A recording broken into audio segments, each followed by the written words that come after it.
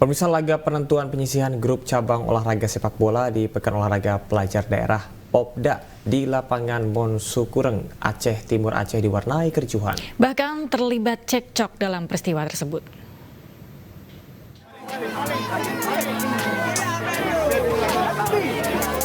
Adu mulut terjadi dalam penentuan penyisihan grup cabang olahraga sepak bola di Pekan Olahraga Pelajar Daerah 17 di lapangan Monsukureng, Aceh Timur Aceh. Kericuhan dipicu saat pemain dari tuan rumah Aceh Timur terpancing emosi dan pertandingan melawan kesebelasan lawan dari Aceh Besar. Sejak peluit pertama dimulai, pertandingan kedua kesebelasan sudah menjanjikan pertandingan yang keras.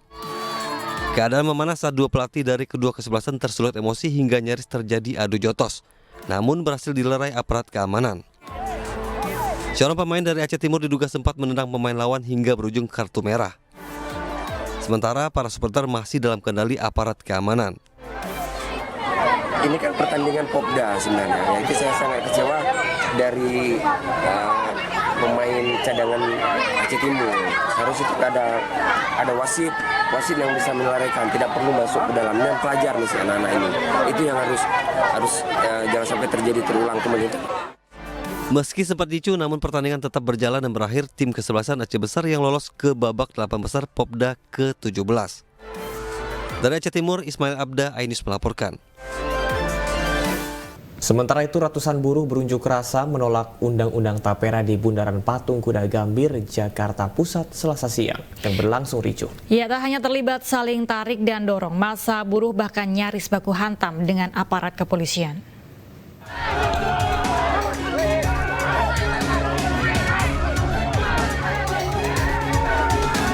Massa buruh yang tergabung dalam Konfederasi Serikat Buruh Seluruh Indonesia saling tarik dan dorong dengan aparat kepolisian saat unjuk rasa menolak Undang-Undang Tabungan Perumahan Rakyat atau Tapera di Bundaran Patung Kuda Gambir, Jakarta Pusat.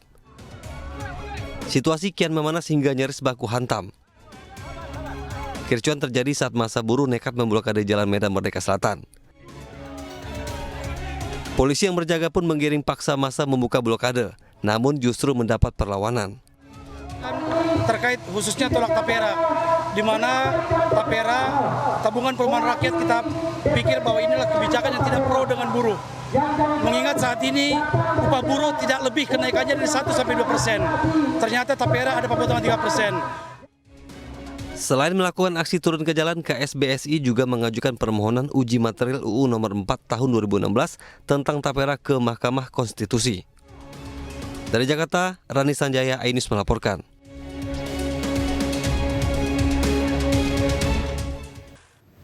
Proses evakuasi korban longsor tambang di Gorontalo terus dilakukan tim gabungan.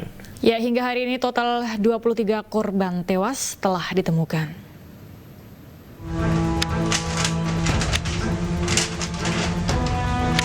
Jumlah korban bencana longsor tambang di Bone Bolango, Gorontalo terus bertambah.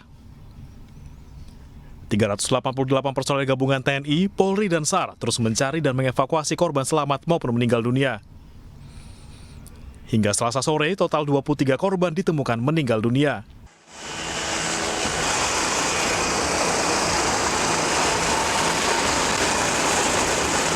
Sementara korban selamat berjumlah 73 orang. Salah satu korban selamat mengalami luka-luka dan dibawa ke Rumah Sakit Aloy Saboe Bone Bolango. Terevakuasi banyak 23 korban meninggal dan kita masih mencari sekitar 39. Terus untuk program ke depan memang kendalanya kalau kita melihat bersama cuaca, di mana cuaca ini tidak menentu dan tentunya dari trek jalan menuju ke TKP, kalau kita melihat dari tim-tim yang sudah ada itu relatif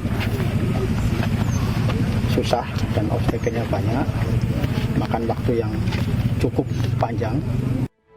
Total korban dalam bencana longsor di Gorontalo hingga Selasa sore mencapai 131 orang. 73 korban selamat, 23 orang tewas, dan 35 lainnya masih dicari. Pemirsa, sejumlah jenazah korban longsor tambang emas di Desa Tulabolo, Suwawa Timur, Gorontalo tiba di rumah duka. Keluarga korban pun tak sanggup menahan isak tangis saat kedatangan jenazah.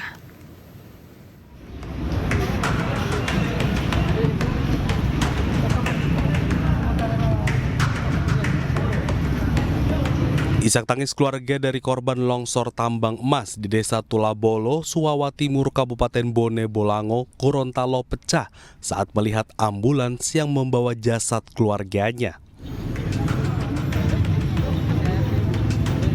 23 orang meninggal dunia dari 123 korban terdampak telah ditemukan dan diserahkan kepada keluarga. Jenazah korban longsor yang ditemukan pada Selasa pagi langsung dievakuasi ke posko Tim SAR dengan menempuh waktu perjalanan 5 jam dari lokasi longsor. Tangis keluarga tak terbendung saat mobil ambulans yang membawa jasad korban longsor tambang emas ilegal di Desa Tulabolo, Suwawa Timur, Gorontalo tiba di posko Tim SAR. Baru. Sudah meninggal. Selanjutnya, jasad korban dibawa ke Rumah Sakit Bayangkara Gorontalo untuk identifikasi. Hingga saat ini, evakuasi korban longsor tambang emas ilegal Tulabolo masih dilakukan tim SAR gabungan. Diketahui puluhan orang masih dilaporkan hilang. Dari Bone Bolango, Gorontalo, Nur Faizi Lahasan, iNews melaporkan. Sejumlah korban selamat menceritakan detik-detik insiden longsor di lokasi tambang emas, Kecamatan Suwawa Timur, Kabupaten Bone Bolango, Gorontalo. Longsor yang terjadi pada Sabtu pekan lalu pukul 11 malam menewaskan 23 orang dan puluhan lainnya hilang.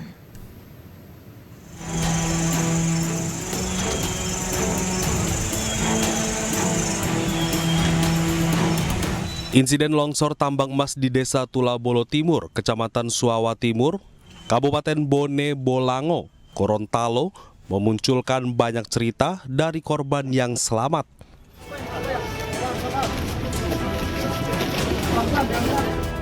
Salah satunya dari ketiga korban bernama Ridwan Wajeh, Nofri, dan Jufrid.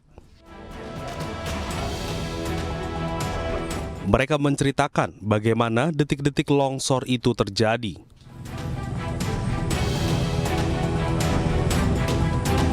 Jam 9 ini dorong 2 masuk. Nah, jam 11 begitu tiba longsor. Dia bagi satu kali dan tampak, sedangkan saya sendiri juga jatuh di benteng itu limbah yang torong ada susu. Bahkan 2 dari 3 korban selamat ini sempat terjebak dalam lubang tambang sedalam hampir 2 meter. Menurut para korban, kejadian tanah longsor terjadi sangat cepat. Akibatnya, sejumlah penambang tidak bisa menyelamatkan diri. Dari Bone Bolango, Gorontalo, Nur Faizi Lahasan, iNews melaporkan. Sementara itu, 4 penambang tertimbun longsor saat tengah menambang di tambang emas ilegal di tepi Sungai Batang Gadis, Panyabungan, Mandailing Natal, Sumatera Utara. 2 orang penambang tewas di lokasi tertimbun longsor.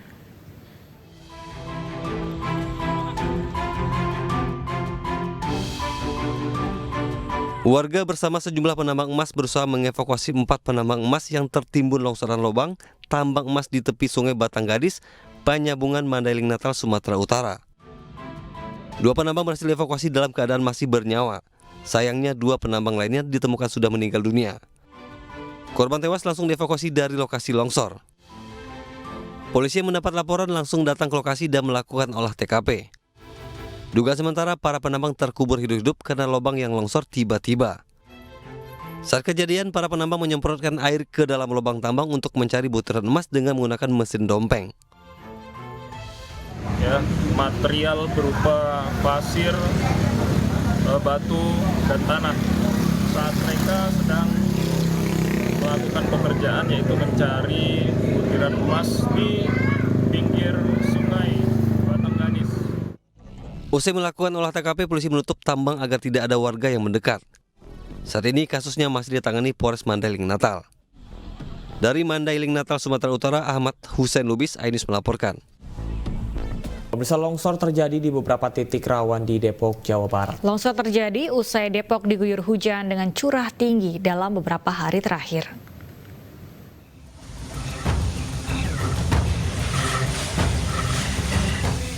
Longsor di bantaran Sungai Ciliwung kini sudah mulai merambat ke jalan umum dan berpotensi merambat ke rumah warga. Hal ini dapat terjadi jika tidak segera ditangani oleh dinas terkait. Sejumlah warga perumahan terdampak bersama pihak pemerintahan Kota Depok dari dinas terkait meninjau lokasi terjadinya longsor.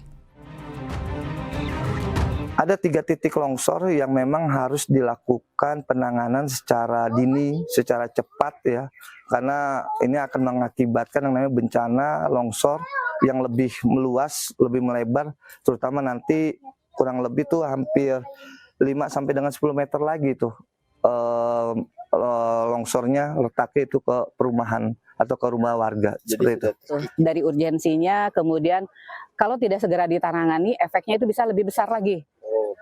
Apakah nanti misalnya ada jalan lintas warga yang karena longsor ini bisa jadi putus, sehingga akhirnya tidak bisa dilintasi lagi gitu. Nanti ada beberapa kriteria yang nanti akan menjadi dasar pertimbangan supaya penentuan penganggarannya itu bisa lebih objektif lagi. Sebelumnya, hal ini pun sudah dilaporkan sebanyak 2 kali dan sudah dilakukan audiensi oleh pihak Pemkot Depok. Dari Depok, Jawa Barat, Iyung Rizky, iNews melaporkan. Pemirsa, Ketua OSIS meninggal saat merayakan ulang tahunnya di SMA Cawa 1, Klaten, Jawa Tengah. Korban meninggal usai tersengat aliran listrik di kolam setelah mendapatkan kejutan dari teman-temannya.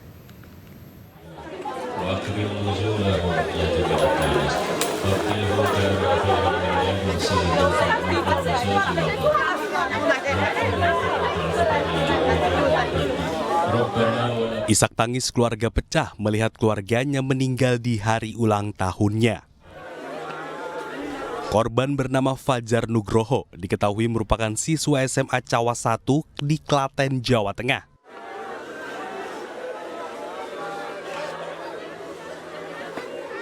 Fajar meninggal pasca merayakan ulang tahun ke-18 bersama teman-temannya di sekolah. Diketahui sebelumnya korban mendapatkan kejutan dari teman-temannya. Korban diduga mengalami kram hingga tak bisa berenang dan berpegangan kabel listrik. Miris korban justru tersengat aliran listrik.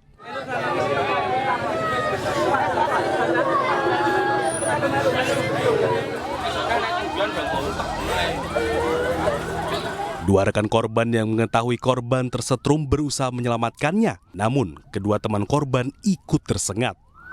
Ketiganya langsung dibawa ke rumah sakit untuk mendapatkan perawatan medis. Nahas nyawa korban tak tertolong, sementara kedua teman korban masih bisa diselamatkan. Jasad korban pun dimakamkan di TPU Duku Sili Desa Sanggerahan. Atas kejadian ini, polisi memeriksa TKP.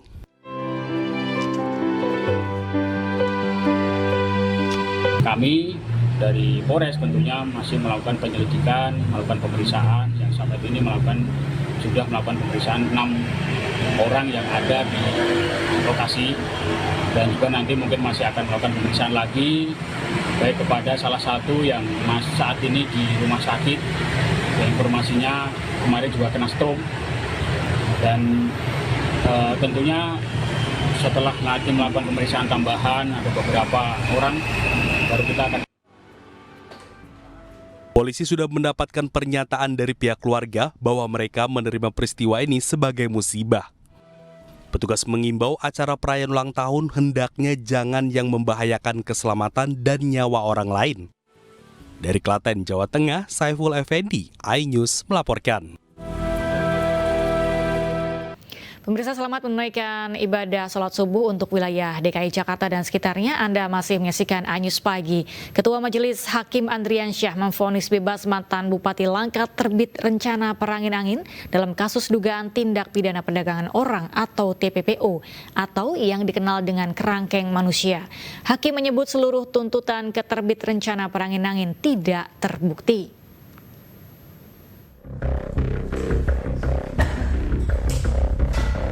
Ketua Majelis Hakim Andriansyah memvonis bebas mantan Bupati Langkat terbit rencana perangin-angin dalam kasus dugaan tindak pidana perdagangan orang atau TPPO. Dalam sidang yang digelar di PN Stabat, Ketua Majelis Hakim Andriansyah menyebut semua tuntutan jaksa yang tertuang tidak terbukti. Dusun 3 Karmaulida Raja Tengah, Jahe, Desa Raja Tengah, Kecamatan Kuala, Kabupaten Langkat, dikembalikan segera kepada terdakwa.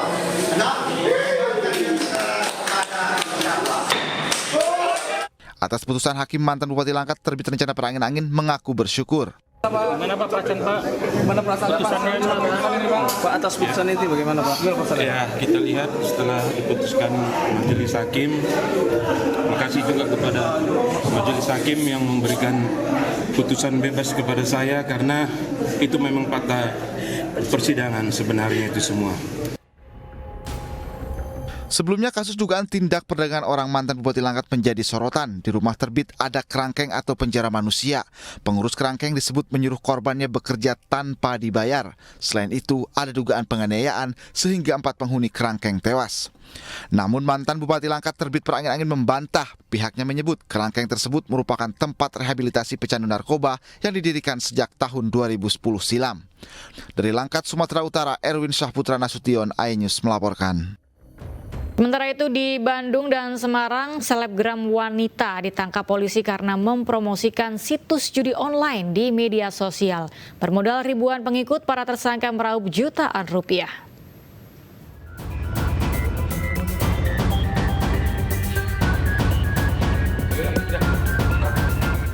RV, wanita selebgram asal Bandung ini hanya bisa tertunduk saat digelandang petugas Reskrim Polrestabes Bandung. Ia diduga mempromosikan situs judi online di media sosial miliknya. Modusnya dengan mengunggah Instagram Story dengan berisi tautan situs haram tersebut. Hanya bermodalkan pengikut 7.700 orang, tersangka berhasil meraup 2,5 sampai 6,5 juta rupiah dalam 4 bulan. Ia pun terancam hukuman 10 tahun penjara dan atau denda 10 miliar rupiah. Ya, di mana yang bersangkutan memasang histori ataupun status pada Instagram pelaku, di situ ada tautan tentang mengenai judi online.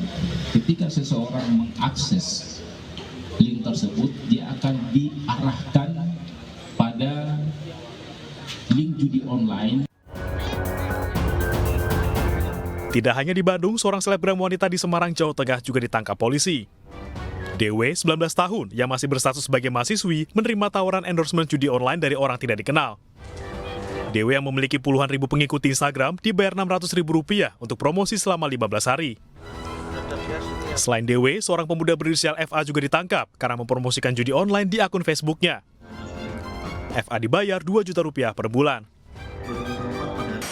Janji slot yang dimana yang bersangkutan ini modusnya adalah memposting link perjudian tersebut sehari 2 kali, ya. Sehari 2 kali selama 15 hari. Dengan keuntungan yang didapatkan oleh tersangka ini adalah Rp600.000 dari 15 hari tersebut. Dari tangan kedua tersangka, petugas menyita sejumlah barang bukti berupa ponsel yang digunakan untuk promosi judi online.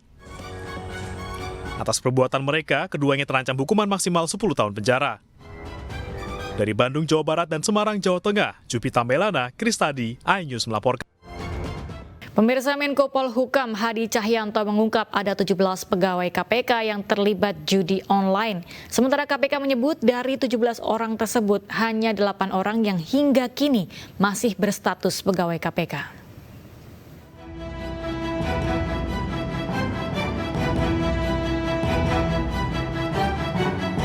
"17 orang pegawai KPK diduga terlibat dalam aktivitas haram judi online. Hal ini diungkap Menko Polhukam RI Hadi Cahyanto. 17 pegawai KPK termasuk sopir hingga pegawai urusan dalam KPK disebut bermain judi online. Nilai transaksinya bervariasi antara Rp300.000 hingga Rp400.000. Para pegawai tersebut diduga baru dalam tahap coba-coba dilihat dari frekuensi maupun besaran transaksi mereka. Namun sebagian dari mereka kini sudah tidak berstatus sebagai pegawai KPK. Nilai transaksinya kalau saya lihat ya memang bervariasi. Kalau pegawai itu rata-rata hanya coba-coba sekali 3 kali ya. Ada yang Rp300.000, ya. Ada juga yang Rp400.000, bervariasi seperti itu, dan mereka bermain sampai dengan 35 kali. Transaksinya tidak begitu. Hal senada disampaikan oleh Wakil Ketua KPK Alexander Marwata. Ia menyebut dari 17 orang tersebut, hanya 8 orang yang kini masih berstatus sebagai pegawai KPK. Pimpinan KPK pun telah meminta inspektorat untuk mengklarifikasi hal tersebut ke pegawai yang bersangkutan. Ya benar, pimpinan sudah menerima laporan dari Satgas, ada 17 pegawai, tetapi setelah dilihat di data kepegawaian, Ternyata yang statusnya pegawai KPK itu hanya 8 orang, yang 9 itu sudah ada yang dicek di kepegawaian bukan pakai KPK, ada juga yang sudah diberhentikan, ya antara lain yang terlibat Gade Emas itu, ya itu kan sudah diberhentikan. Ada juga yang kemarin yang penjaga rutan ya 60-an pungli itu ada juga pegawai yang sudah kita berhentikan. Jadi yang 8 nanti akan ditindaklanjuti oleh inspektorat. Ya, di pimpinan sudah memerintahkan inspektorat untuk mengklarifikasi pegawai yang masih statusnya menjadi pegawai KPK. Lebih lanjut, KPK menyebut ada 300 transaksi yang dilakukan oleh para pelaku. Nilainya antara 100 hingga 300 ribu rupiah sekali transaksi, namun ada yang mencapai 74 juta rupiah. Total nilai transaksi yang dilakukan 17 pelaku mencapai 111 juta rupiah. Tim Liputan iNews melaporkan. Pemirsa, sebelumnya pasca dibebaskan dari tahanan, Peggy Setiawan berkumpul dengan sanak saudara di posko rumah singgah tim pengacara di Kota Bandung.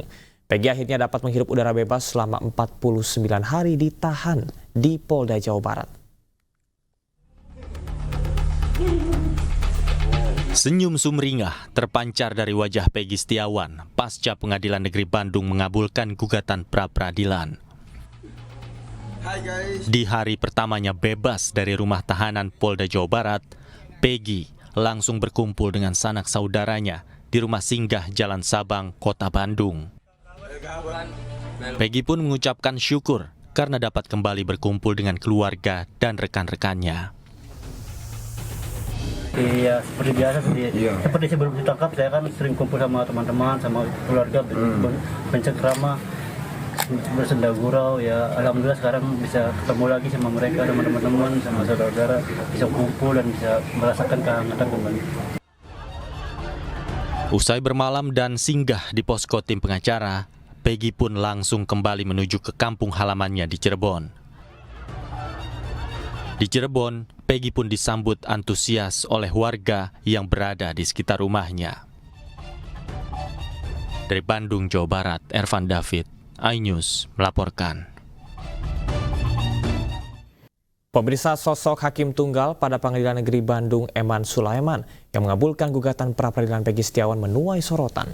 Orang tua dari Eman Sulaiman bahkan mengaku sulit tidur selama sepekan saat persidangan berlangsung lantaran khawatir dengan mental sang anak dalam memutuskan perkara.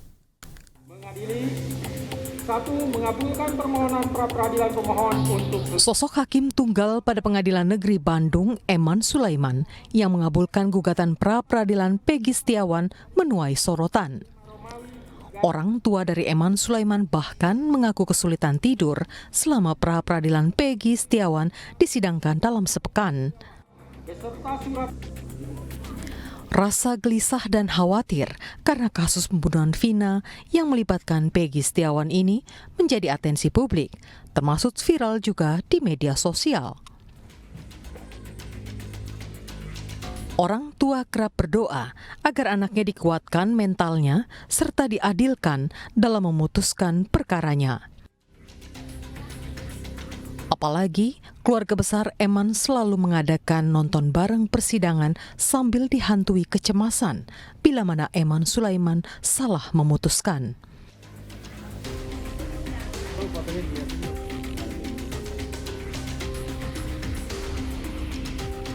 Tidur Pak seminggu tuh Pak. Iya.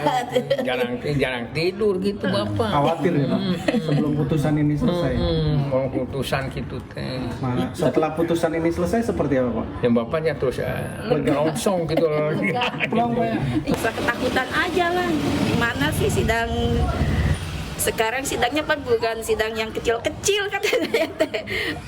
Ngelawan pejabat-pejabat katanya, kata orang-orang itu kalau Man punya rencana sidang sebesar ini, takutnya mama sama bapak kepikiran. Cuman saya taunya di berita-berita orang-orang pada bilang, oh itu ya emang cina ada di TV. Saya nyata oh iya gini ada di TV. Aduh kasusnya kasus si Vina, maka saya suka lihat TikTok nih, takut lah.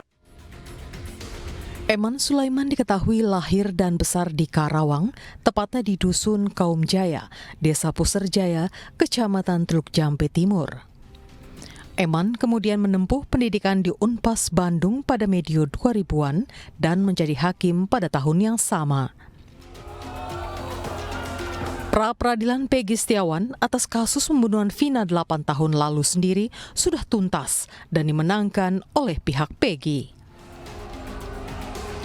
Dari Karawang, Jawa Barat, Rudi Setiawan, iNews melaporkan.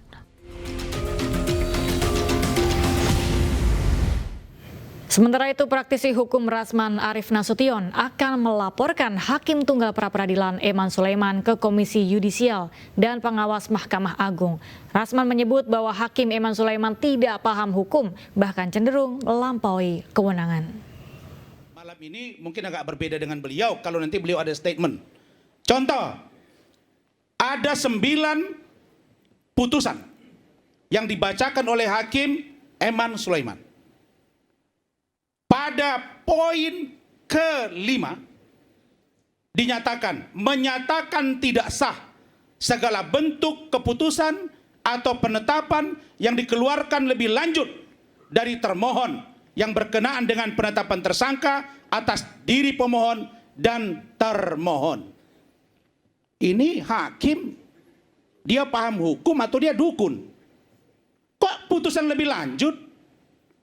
Putusan lebih lanjut itu artinya ada putusan yang akan keluar ke depannya dan dia tidak tahu faktanya seperti apa, kok dia bilang itu sepertinya mengikat untuk yang akan datang. Bertentangan dengan Perma, Peraturan Mahkamah Agung nomor 4 tahun 2016, bab 2 tentang objek dan pemeriksaan pra-peradilan.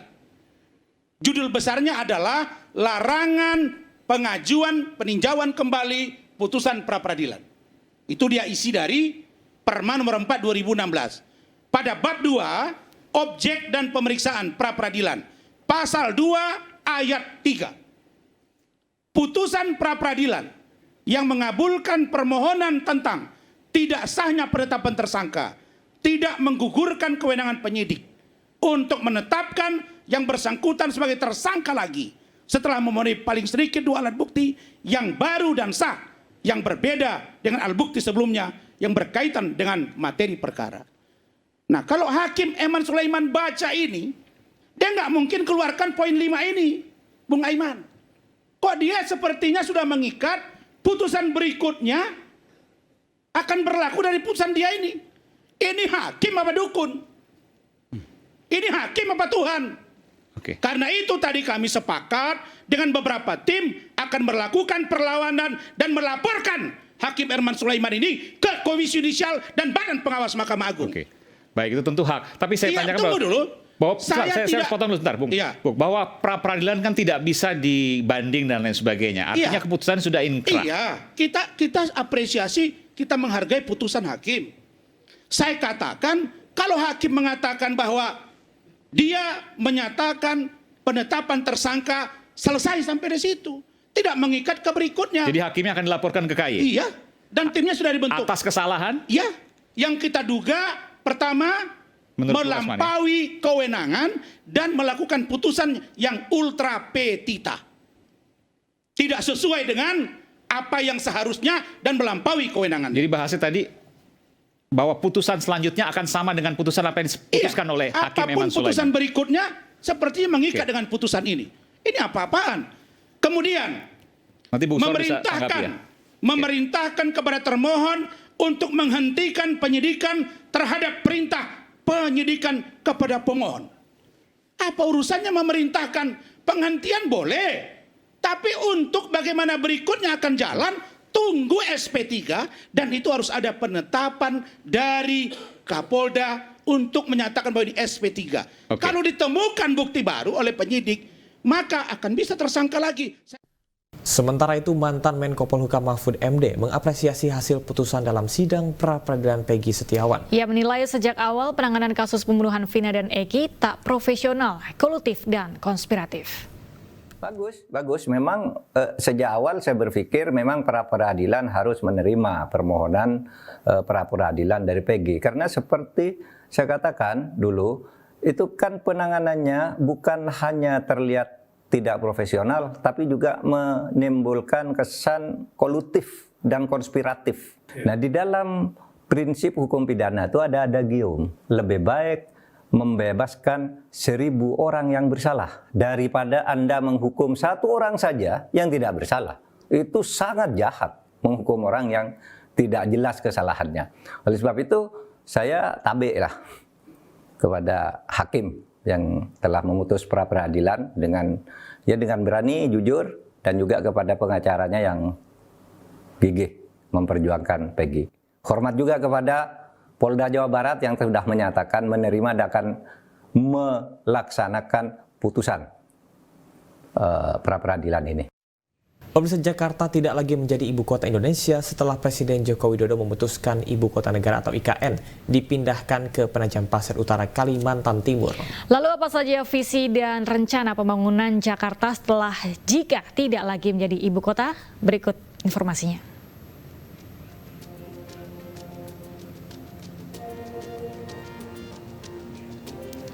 Pertama, atur perluasan kawasan aglomerasi. Wilayah aglomerasi akan diperluas meliputi Jakarta, Bogor, Depok, Tangerang, Bekasi, dan Cianjur. Kedua, ketentuan gubernur dan wakil gubernur Jakarta. Mekanisme pemilihan gubernur dan wakil gubernur berlangsung 1 putaran. Pemenang ditentukan dari perolehan suara terbanyak dan masa jabatan gubernur dan wakil gubernur selama 5 tahun dan boleh menjabat selama 2 periode jika terpilih kembali.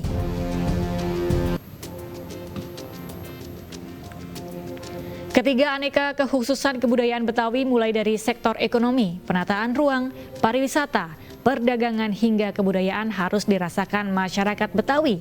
Mengusulkan RUU DKJ mengatur kuota untuk masyarakat Betawi ikut pemilihan gubernur. Kriteria khusus siapa saja orang Betawi. Keempat, kepemilikan aset negara Stadion Gelora Utama Bung Karno sampai Monumen Nasional tetap menjadi milik pemerintah pusat, tidak diserahkan kepada Jakarta. Kelima, penambahan alokasi dana bagi kelurahan diberi alokasi dana dari APBD provinsi untuk menyelesaikan masalah sosial kemasyarakatan. Keenam, kewenangan khusus dalam pendidikan berupa perizinan, kerjasama, bantuan pendanaan, pembinaan, monitoring, operasional, dan pengawasan pada satuan pendidikan yang bekerja sama dengan lembaga pendidikan asing. Ketujuh, penyesuaian mengenai pendapatan yang bersumber dari jenis retribusi perizinan tertentu pada kegiatan pemanfaatan uang.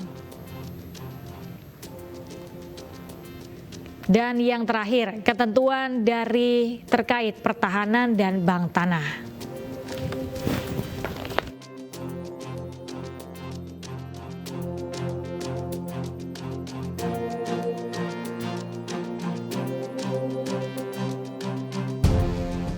Pemirsa, Fun Match Celebrity Mini Soccer akan meriahkan final Piala Eropa 2024 yang digelar Vision Plus dan Kui Media Group. Ya, 20 artis kenamaan tanah air akan memeriahkan event bertajuk Euphoria Fest 2024 ini.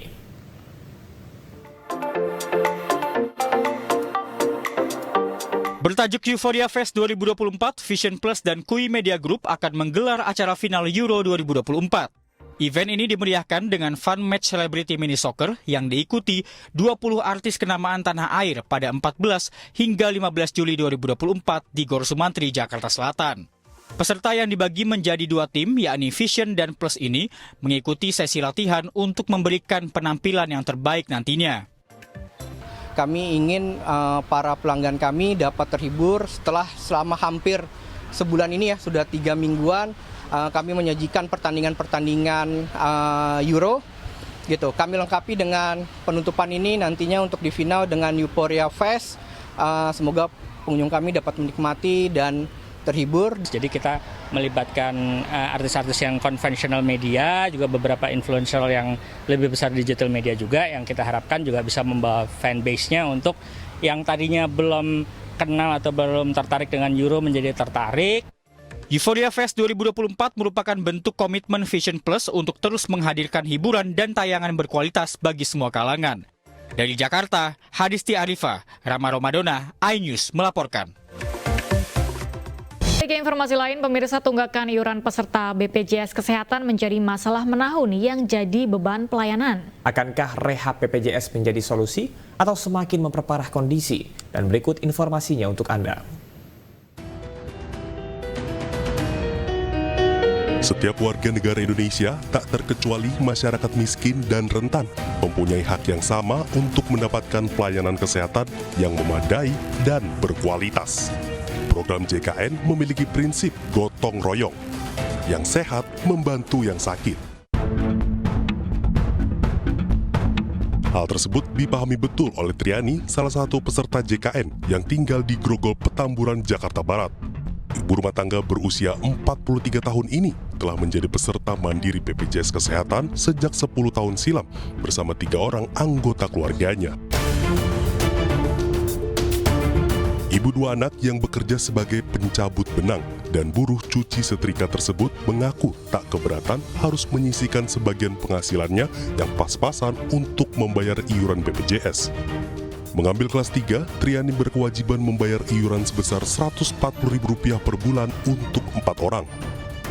Dulu saya tahun 2014 daftar BPJS karena memang niat saya buat jaga-jaga, bukan udah sakit terus baru bikin. Tapi kalau udah punya, jadi kalau sakit nggak pusing lagi. Selama 10 tahun ini jarang digunakan lah, paling kadang kalau anak sakit dan pasang KB, karena di bidan itu mahal Mbak, sampai 700.000, jadi mendingan saya pakai BPJS aja lah, digunakan. Per 1 Juni 2024, sebanyak 273 juta orang atau sekitar 98% dari jumlah penduduk Indonesia menjadi peserta BPJS Kesehatan. Sayangnya, tingginya jumlah kepesertaan diikuti dengan jumlah peserta tidak aktif akibat tunggakan. Jumlahnya bahkan mencapai 27,6 juta peserta. Terkait dengan bagaimana tunggakan iuran yang dihadapi oleh peserta bukan penerima upah atau peserta mandiri, ya, bukan penerima upah atau bukan pekerja yang memang dari sekitar 32 jutaan itu 15 jutaannya itu kan nonaktif ya, yang akhirnya tidak mampu membayar, tidak dapat layanan. Dan akhirnya mereka lebih dijauhkan dari program JKN yang seharusnya JKN melingkupi seluruh rakyat Indonesia.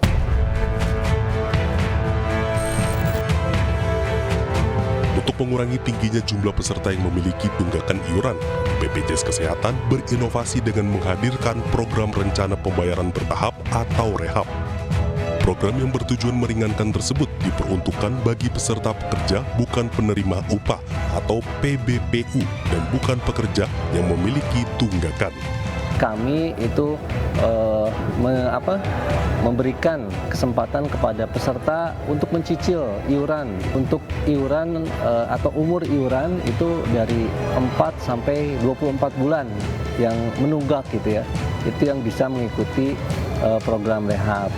Kemudian juga untuk cicilan itu sebanyak atau bisa dilakukan 12 bulan. Nah ini tentunya kalau misalnya yang menunggak ingin mencicil itu bisa, dengan syarat memang ada kanal-kanal untuk melakukan atau mendaftarkan rehab itu sendiri. Lebih dari 1 dekade BPJS Kesehatan hadir melayani kebutuhan kesehatan masyarakat. Transparansi, inovasi, serta penerapan teknologi terkini menjadi tantangan agar BPJS Kesehatan tidak merugi demi terus melayani jaminan kesehatan masyarakat. Tim Liputan iNews melaporkan. Pemirsa, DPR resmi mengesahkan pembentukan Pansus Hak Angket Penyelenggaraan Ibadah Haji 2024. Ya, pengesahan Pansus Hak Angket Haji 2024 ini disahkan dalam rapat paripurna di Gedung DPR Senayan, Jakarta.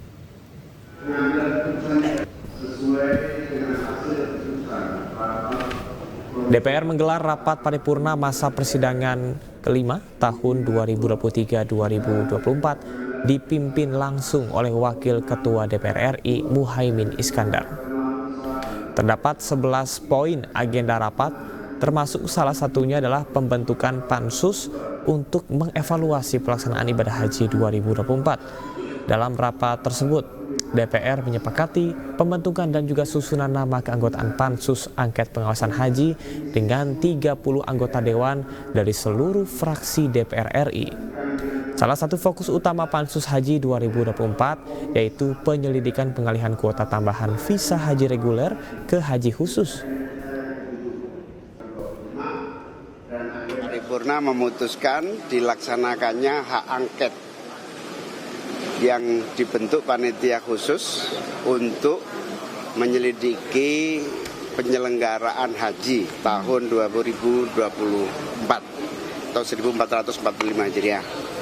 Mulai besok akan disusun roadmap kerja panitia khusus angket haji ini yang akan melibatkan nama-nama yang sudah ada tadi dari seluruh fraksi-fraksi yang ada di DPR yang akan bekerja dalam waktu secepat-cepatnya dan menyusun target-target agar kesalahan pelaksanaan haji tidak terulang-ulang di setiap tahunnya. Karena itu, terima kasih seluruh anggota DPR telah menyetujui pansus angket haji 2024. Kesalahan yang dimaksud yang paling fatal apa, Cak? Yang paling fatal adalah penggunaan visa hak haji reguler tidak sepenuhnya diberikan kepada yang ngantri tahunan, tetapi diberikan kepada haji khusus dengan biaya yang mahal. Ya pemirsa, masa liburan sekolah adalah waktu yang tepat untuk mengajak anak-anak Anda bermain bersama sekaligus belajar hal baru. Di Lido Lake Resort by MNC Hotel, liburan sekolah diisi dengan kegiatan seru dan juga edukatif berupa lomba menghias kue dan pengenalan pemadam kebakaran.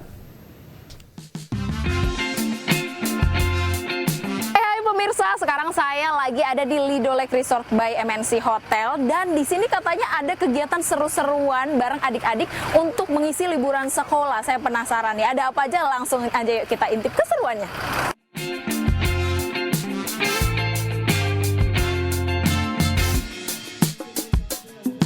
Hari ini saya berkesempatan untuk ikut dan menyaksikan langsung lomba menghias cupcake. Bagi anak-anak usia mulai 4 tahun menggunakan buah-buahan dan krim warna-warni. Bertajuk Mom and the Little Chef, anak-anak ini terlihat kompak dengan bundanya menghias kue yang disediakan. Gimana, udah selesai? Happy nggak? Happy, optimis menang nggak? Mau menang ya? Oke, semangat ya! Lomba menghias kue menjadi salah satu kegiatan edukatif yang seru untuk mengisi liburan sekolah anak-anak. Kebetulan kan acara lagi libur sekolah ya, kita isi kegiatan anak-anak biar dia senang, ibunya juga senang gitu. Anak-anak di momen liburan sekolah ini bisa terhibur karena di Lido Lake Resort ini merupakan resort pilihan untuk keluarga ya. Jadi anak-anak sangat cocok sekali untuk bermain di sini. Keseruan anak-anak mengisi liburannya di Lido Lake Resort by MNC Hotel belum selesai. Bekerja sama dengan Dinas Pemadam Kabupaten Bogor, anak-anak juga dikenalkan dengan tata cara penanggulangan api sejak dini. Di sini mereka diajarkan cara memadamkan api. Anak-anak juga semakin senang saat naik mobil pemadam kebakaran dan diajak berkeliling kawasan ekonomi khusus MNC Lido City.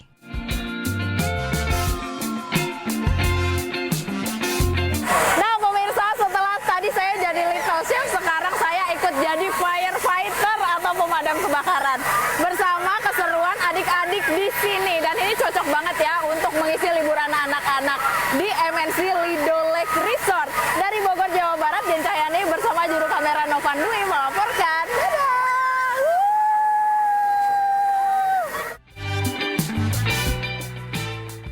Ya pemirsa, jika meet and greet biasanya digelar bersama artis dan penggemarnya, namun berbeda hal yang ada di Madiun, Jawa Timur. Ya, sebuah wahana wisata menggelar meet and greet kambing et Hawa untuk edukasi hewan kepada anak-anak sejak dini.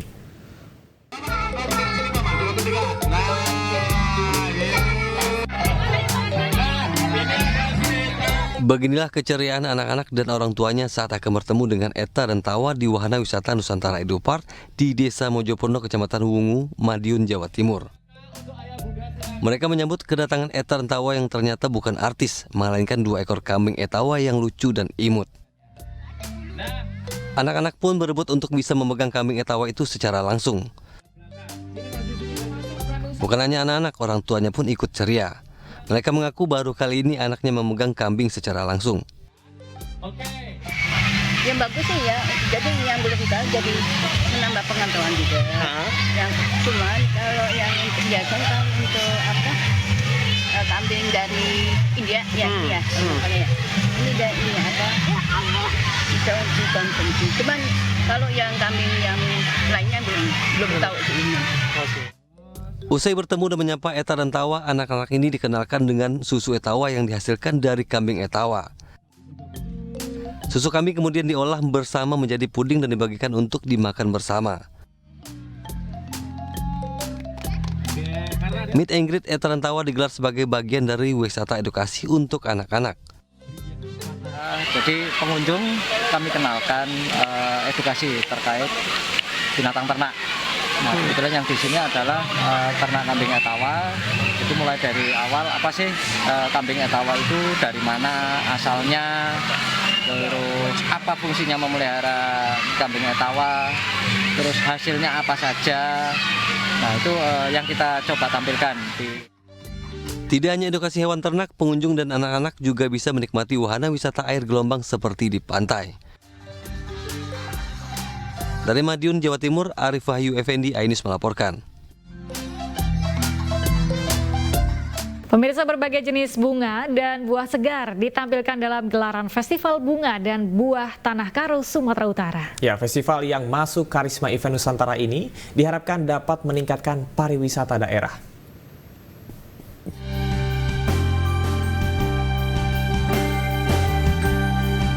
Tarian daerah menyambut kedatangan Menteri Pariwisata dan Ekonomi Kreatif Sandiaga Salahuddin Uno di Festival Bunga dan Buah Tanah Karo, Sumatera Utara. Festival ini menjadi surganya bunga dan buah lokal. Beragam varietas bunga dan jenis buah-buahan sangat memanjakan mata dan rasa bagi wisatawan yang hadir. Bahkan Sandiaga Uno juga ikut mencicipi segarnya rasa buah lokal yang tidak kalah dengan buah impor. Festival ini menggerakkan ekonomi masyarakat karena banyak UMKM yang terlibat. Nanti harus ada hilirisasinya juga. Harus kita ciptakan produk-produk ekonomi kreatif berkualitas yang bukan hanya bisa dikonsumsi di Kabupaten Karo, tapi juga bisa diekspor ke Jakarta atau ke luar negeri. Festival yang masuk dalam Karisma Event Nusantara ini diselenggarakan di Brastagi pada 4 hingga 6 Juli 2024. Festival ini menampilkan beragam pameran bunga, hingga kompetisi kuliner yang dapat memberikan pengalaman menarik bagi pengunjung. Dari Kabupaten Karo, Guntur Zulkarnadi, iNews melaporkan.